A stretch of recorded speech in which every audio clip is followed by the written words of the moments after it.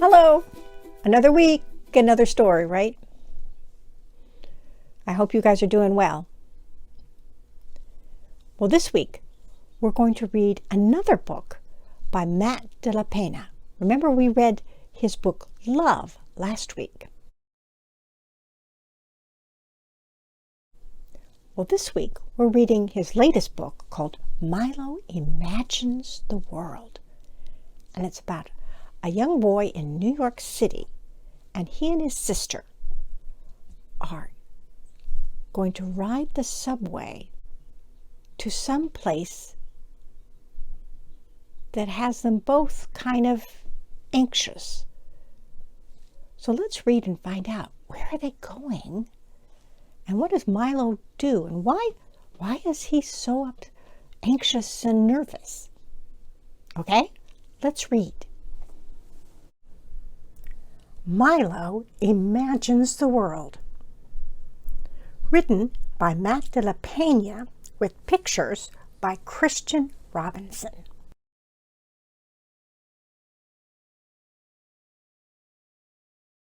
What begins as a slow, distant glow grows and grows into a tired train that clatters down the tracks. A cool rush of wind quiets into a screech of steel, and when the doors slide open, Milo slips aboard. The train bucks back into motion as he and his sister squeeze onto bench seats. The whiskered man beside Milo has a face of concentration. A businessman has a blank, lonely face. The wedding-dressed woman near the far door has a face made out of light, while the dog peeking out of her handbag has no face at all, just a long, lolling tongue. These monthly Sunday subway rides are never ending, and as usual, Milo is a shook-up soda. Excitement stacked on top of worry, on top of confusion, on top of love. To keep himself from bursting, he studies the faces around him and makes pictures of their lives. At a downtown local stop, the whiskered man folds up his crossword and hurries off the train. Milo imagines him trudging through brown mounds of slush. It's a 5-flight climb to his cluttered apartment, where he's greeted by mewling cats and burrowing rats. Parakeets tweet songs of longing as the man sips tepid soup, hunched over a game of solitaire. Late that night, the door to the parakeet cage mysteriously falls open, and the cats gather on the cold sill to watch the birds fly free above the city. Milo has quite an imagination, doesn't he? Milo tugs his sister's sleeve and holds up his picture. But even when she turns to look, he can tell she doesn't see. She's a shook-up soda, too.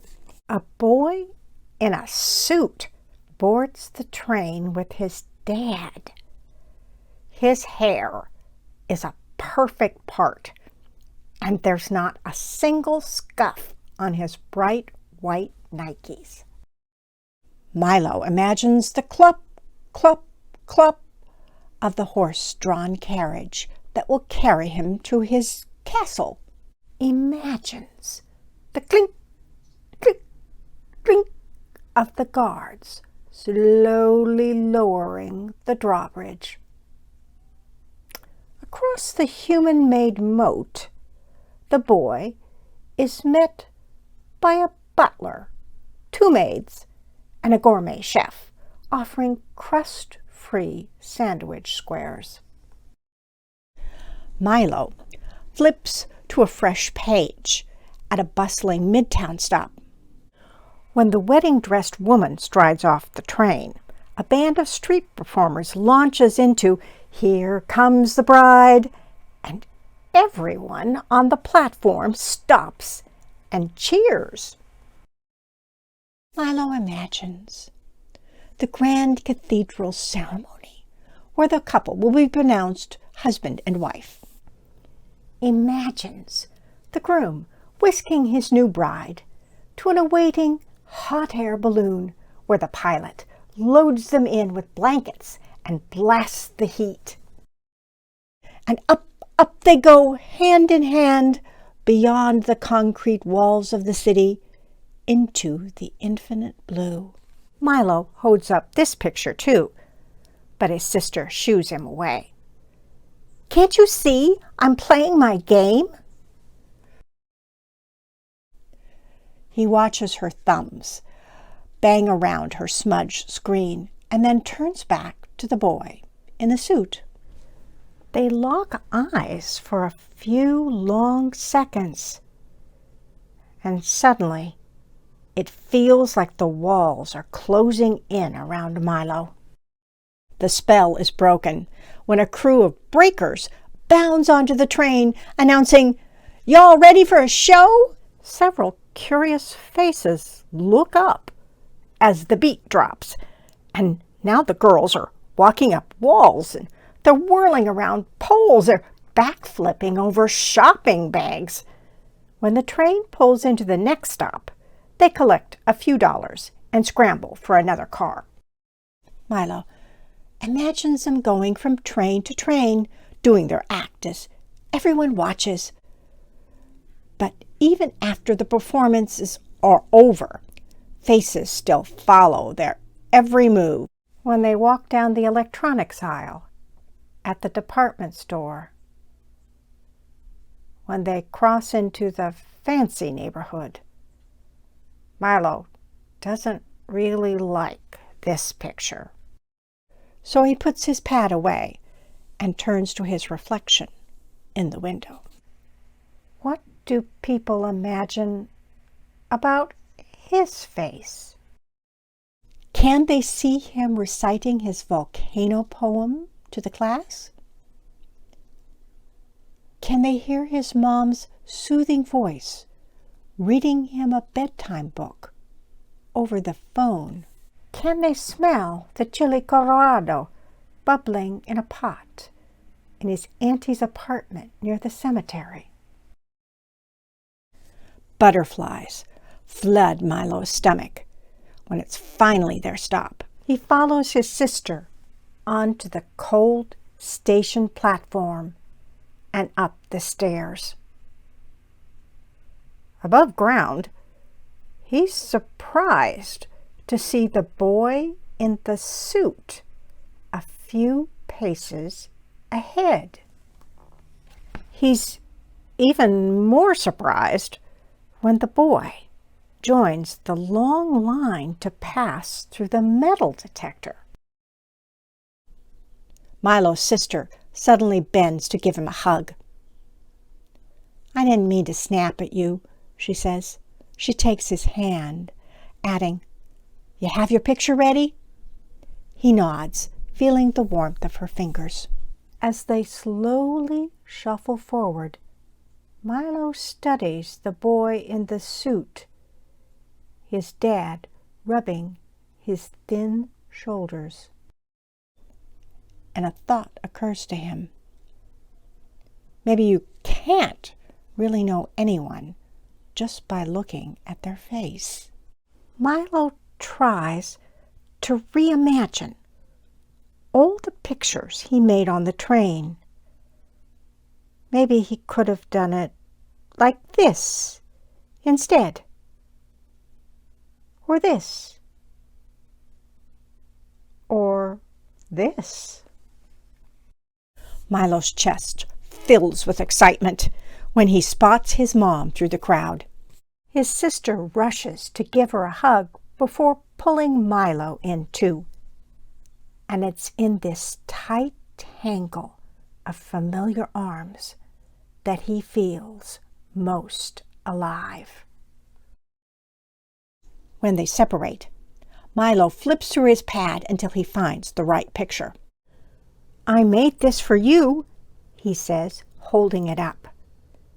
And he watches for the smile he hopes will spread across his mom's face.